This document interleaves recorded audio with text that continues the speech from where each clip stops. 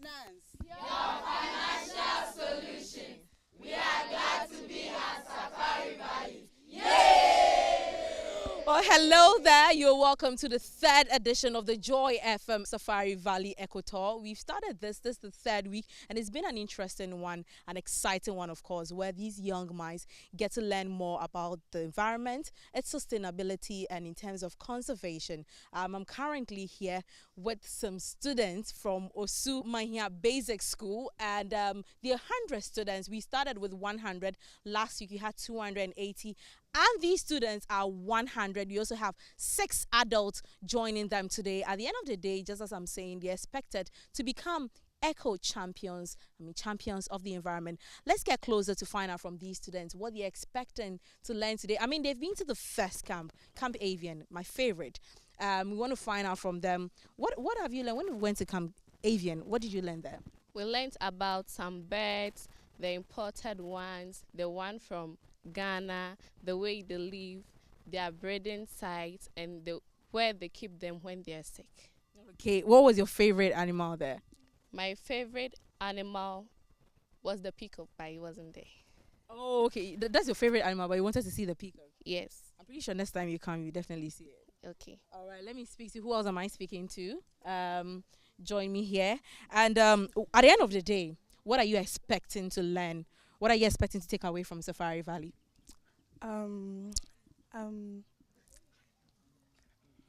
expecting to take away the Brahma, and I also saw the Brahma, and it was my favorite bird that I saw here. Okay, so what are you expecting to learn at the end of the day? Because at the end of the day, you are all expected to become champions of the environment. So at the end of the day, when you go out there and your friends ask you that, when you came to Safari Valley, what did you come to learn? What did you tell them? I'll tell them that I learned about new animals, something like the birds. For example, the peacock. Okay. All right. Now let me also move to the guys, the young gentlemen here who are also eager to be eco champions. Join me here. I don't know why you're hiding your face, my brother. You've been to different places. I got to know the house of the chickens and the fowls in the garden. Okay. And I also learned how to prevent them from getting sick and other viruses which will cause harm to them. And I got to know the place where the chickens, if they are sick, they can go and be treated. Was it the tree that was carved there? Or because I know you, apart from animals, you also saw a bit of plants and all that there. Yes, I saw many things. You saw many things, and you're expecting to see more. Yes. Okay, let me come back to the young lady that I spoke to. At the end of the day, what are you also expecting to learn? I'm expecting to learn about the other trees, their uses, and the other animals that I've never seen before. Okay, all right. Well, these are young eco champions, and at the end of the day, they're expecting to learn more about the environment. We still right here at Safari Valley Eco Park. We're about to continue with the tour to the other camps to find out more about them.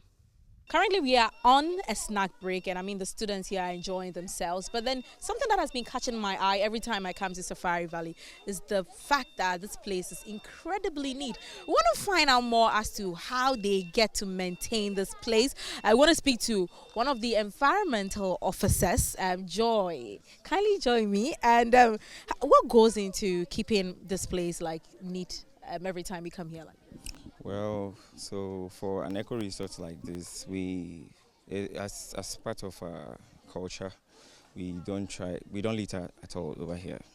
Yeah, because we've had a lot of mortalities over the years as when it comes to littering around. So we try our possible best not to engage anyone or not to litter around. Okay. So I have a team of sanitation officers that I deploy to make sure that the place is very clean.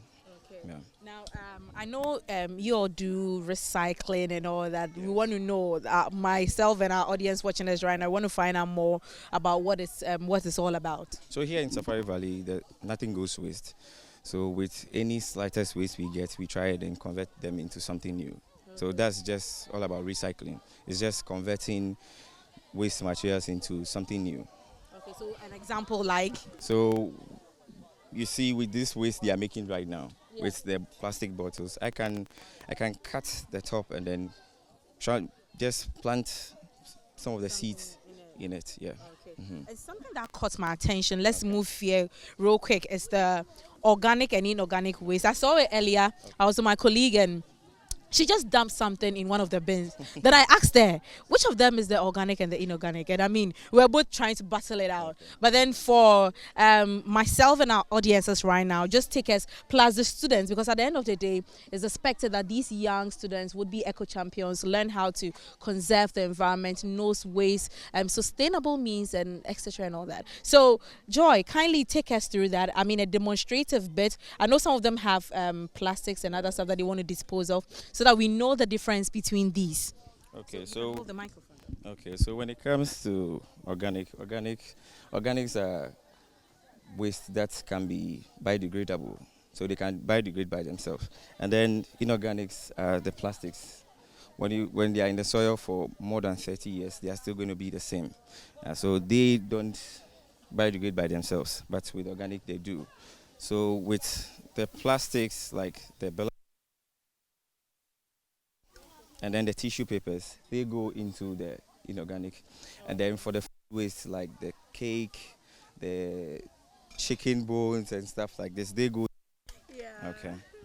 Okay, so now students, you know the difference between the inorganic and the organic, right? Yes. So you can drop them now.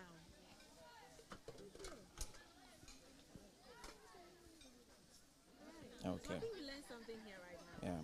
So next time we find ourselves, we come to Safari Valley, and I mean any other place or other places that we go to, we see the inorganic waste and the organic waste. We know how to differentiate between them. And just as Joy said, when you come to Safari Valley, nothing here goes waste. They find ways and means to make sure that it also is also being used. But we still right here.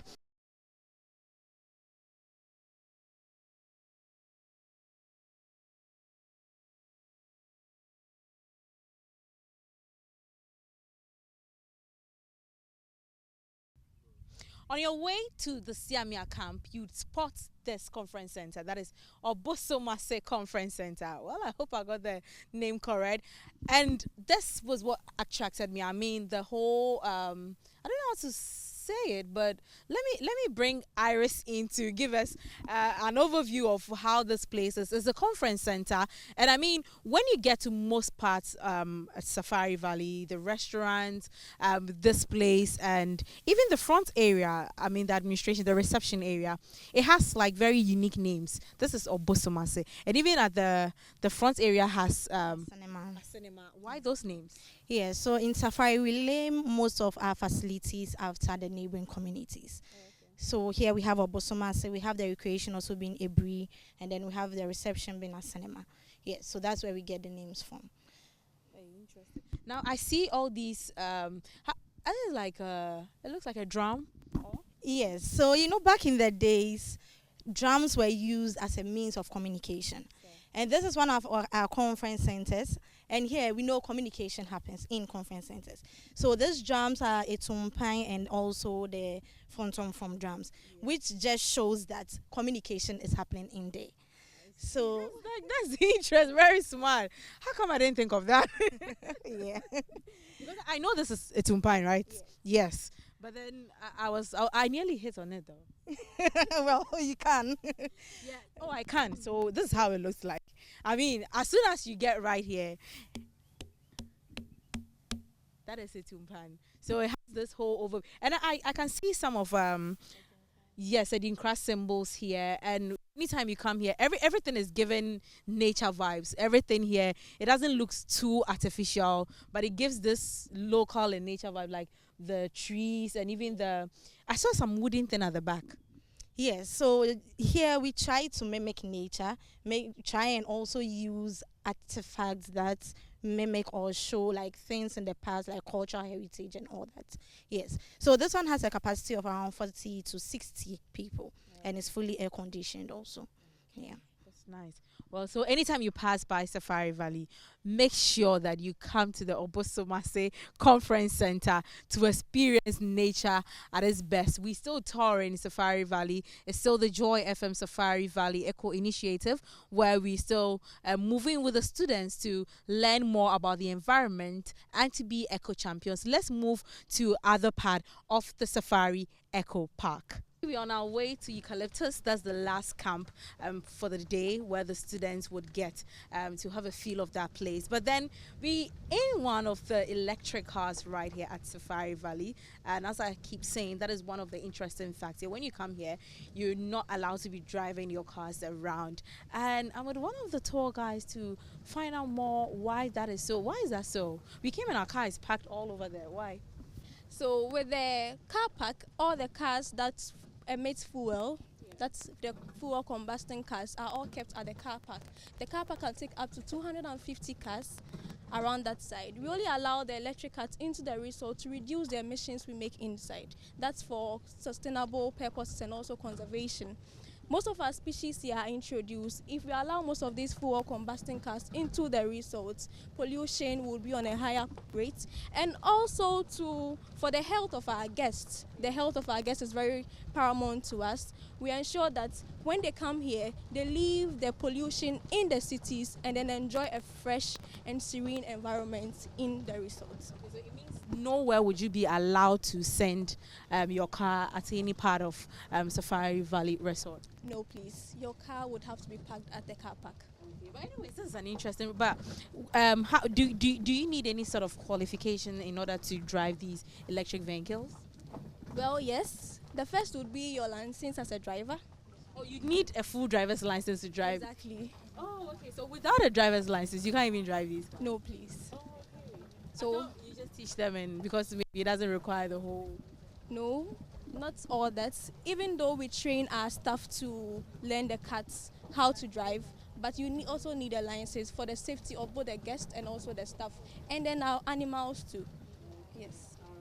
We just heard from the horse's own mouth, and I mean it's very amazing riding in these electric cars. It's very comfortable, very comfy.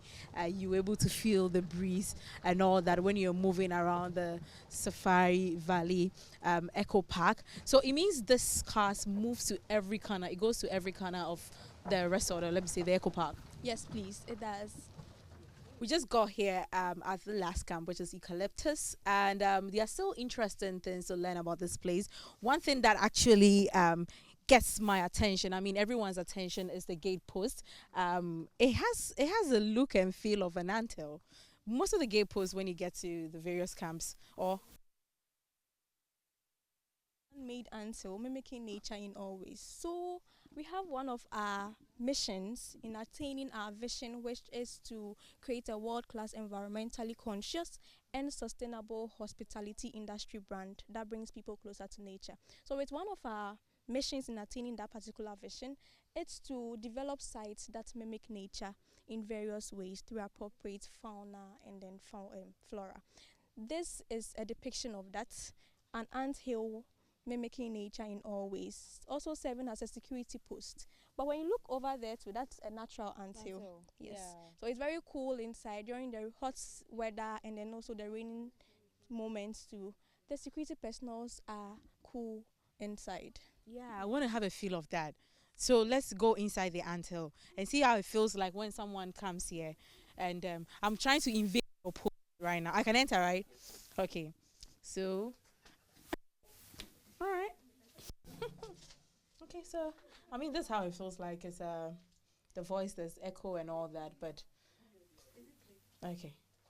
Well, this is inside the anthill gate post when you get here. I mean, this is not for visitors. This is just privy to me, myself, and you watching right now. Yes, you don't need any AC. It's fully ventilated. You can see the surroundings and all that for the security post right here. So we'll get to know more right here at Eucalyptus. We are still here with the students to learn more. There are interesting stuff right here at Eucalyptus, which we'll get to know pretty soon. Better than the regular ones. The orange you see here is a very good tree, and the leaves can be boiled and taken as orange tea to help boost the immune system as it's rich in vitamin C. The leaves and flowers also have very nice fragrance. So it's used in making essential oils and perfumes. Whilst the fruit itself, besides taking the juice from it, the peels can be used in bakery, in dishes, and also for making of jam. This one we see here is a very matured size of the tree. It doesn't grow very big and tall like orange trees. This is how it can grow, and you can see it fruiting for the past 2 years now. Okay? All right. We will be continuing this way. Okay. Yes, it grows bigger. So you can see one over here.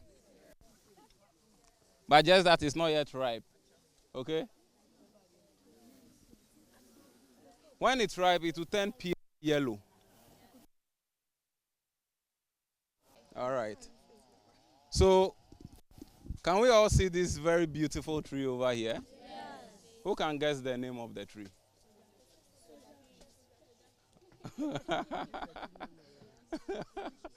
All right.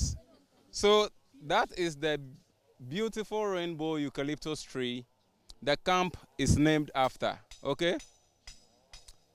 All the beautiful colors you see on it and the designs on it are natural. It is not painted. That's how it comes. The tree sheds its bark, which means the bark peels off. And anytime a bark peels off, it comes with another color. How beautiful it works is that when you see a color peeling off, you will see a green color beneath it. But the green will start changing color to different colors till it gets brown and dries up. Then it will also peel off. Then it will start over again. Okay? So the bark this tree sheds and the cup. Do you know the part of the tree called the cup? That's the middle part, the hard middle part of it. It's used in making pulp, which is for white paper production, like the A4 sheet we use. Yes. It's used to produce that. The leaves is also where the eucalyptus oil is gotten from. How many of you have heard of the eucalyptus oil? Nobody? All right. So the eucalyptus oil is an essential oil which is used for cold treatment, wound treatment, massage, and many other things, okay? So sometimes you even see it on the Colgate toothpaste. It will be written on it that eucalyptus.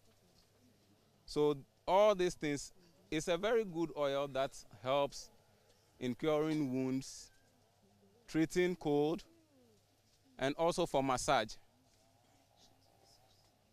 This is not the only species of eucalyptus tree in the world. There are over 700 different eucalyptus tree species in the world.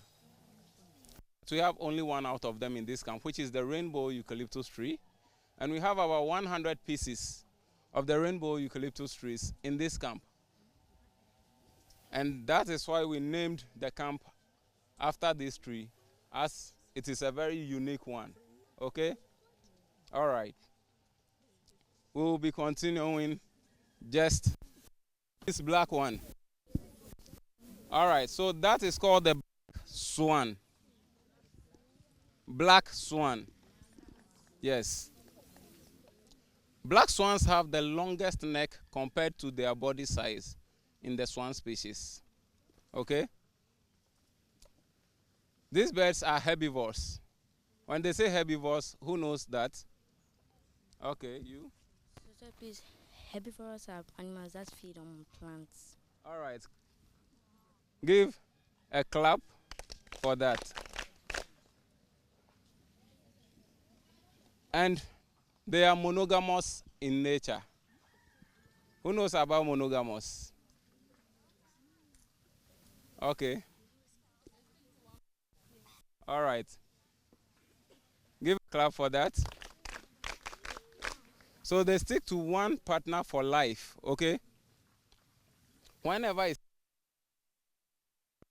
both the male and female will go and build the nest together. They work together. When the female starts to lay the eggs, the male becomes very, very aggressive, protecting the female and the eggs, making sure no one gets close to them. We also have the big white one, which is called mute swan. When they say mute, who can tell me what mute means? I think silence. All right, clap for him. So they got the name mute not because they don't make a sound at all, but rather comparing them to every other swan species, they are less vocal. Okay? They don't make much noise like the other ones make. For them, they are omnivores. Who knows omnivores? Okay? Meat or plants. All right. Give him a clap. So they feed on both plants and other animals. With the mute swans, they are the second biggest swan breeds in the world. And when it's time for the females to lay eggs, the male will go and build the nest for the female. After the male is done laying all the eggs, they now take turns in incubating the eggs. The female will also incubate some. When they hatch, they take care of all the young ones together. These are the ones people refer to as the symbol of love, because when two of them put their head together, it forms the heart symbol that is crafted on pillows, towels, bed sheets, and other items. And these birds here, being monogamous and sticking to one partner, for them, if a partner dies, most times the other will commit suicide. Yes. Unless you tame it, and even if you introduce a new partner for it that instant, they make their own choice. If they want to go along with that partner or stay on their own. Okay? All the swans feel very comfortable standing on one foot. They can stand on one foot for a long time and even sleep on one foot. Can you imagine a huge body standing on one foot like that? And sometimes you see them in the canal swimming with one foot on their back while they paddle with one in the water. These two ducks over here, can we see them? The ones with the greenish plumage over there. So, are called Cayuga ducks. Yes. Cayuga ducks are American domestic birds introduced to the Finger Lakes region and named after the Cayuga people of that area. For them, they are not straightforward monogamous. They are seasonal monogamous birds. One short season they are monogamous, and in the nest they are polygamous. Okay? When they are laying eggs, the eggs are almost black in color. But by the end of the laying season, it lightens up to almost white. All right. Do anyone have a question to ask here? Anyone wants to ask a question? All right. All right. That's a very good question. So their feed consists of maize, wheat bran, soya beans, and millet. Twice every week, we also supplement their feed with fruits and vegetables. Okay? All right. Is that all? Okay. We will continue to the other side. Well, this Joy FM Safari Valley Eco Tour wouldn't have been possible. Some stakeholders, sponsors on board to help with this initiative. I have Albrim, a representative, that's Roberta, to tell us. This is your first time. This is the third tour, the third trip that we've had, and your first time. How is it for you? It's been very interesting, very educative for the kids, and we being a part of this program, as in we sponsoring the program, it's perfectly aligns with our corporate social responsibility, and the environment is very dear to the institution as a whole. So we deem it fit to bring these kids here to take them for the tour, and then to educate them and let them become champions after coming out of this place to become eco champions. Yes, and then whatever they learn here, we hope that they will apply and then impact the knowledge to their colleagues as well. And Albert Microfinance, it's a financial institution, as we all know, and we are into financial services, and we basically there to solve your financial problems. Yeah. Now, in solving our financial problems, I mean, what was your favorite part of Safari Valley today? Your favorite? We've been to different places. I tell you, I'm so tired. It's been very stressful, but fun as well. I think the first place caught my attention. That's the avian camp. Avian camp was so interesting. The serene, the environment was so calm, so green, so beautiful. I really enjoyed the place. Okay, all right. That is Roberta from Albrim. But then let me move to the students. They have had immense fun. I mean, you guys have had fun, right? Yeah. Are you sure you had fun? Yeah. What was your favorite part? My favorite part is the Aryan camp. Okay, what did you see there? We saw birds, like cock with plenty feathers on their feet that I've not seen before. Okay, all right. Now let me speak to your head girl here. Now, you haven't spoken all day. You haven't spoken. Yes, we want to hear from you. You've been to 4 different camps. What was your favorite? Seeing the natural like plants and water and how they benefit each other. It's one of the beautiful things I've experienced over here. Okay, all right. Let me also speak to the guys. I mean, I want to hear from the boys. Boys, why are you running away? Now, we are currently at the last place. I mean, I love this place because of it has a lot of things. What is one thing that you are taking away today? The wildebeest. Oh, wildebeest. Yeah. Why the wildebeest? I like it. You like it? Yes. So you are coming back here to see the wildebeest? Yeah. Okay. All right. Let me speak to this gentleman too. The whole day, what have you learned so far? Oh, as for me, I've learned about many things. Something like how the environment or how you are going to use, you are going to take good use of our resources and not using other foreign materials. We use our own natural materials. Yeah. Okay. All right. Let me also speak to this gentleman here. Hello, my brother. How are you? Peace, I'm fine. All right. We've been to 4 different camps. What was your favorite so far? I think the birds. The birds. Why the birds? Which of the birds was your favorite? The second one. Where was the second one? Yeah. Where they were feeding the birds.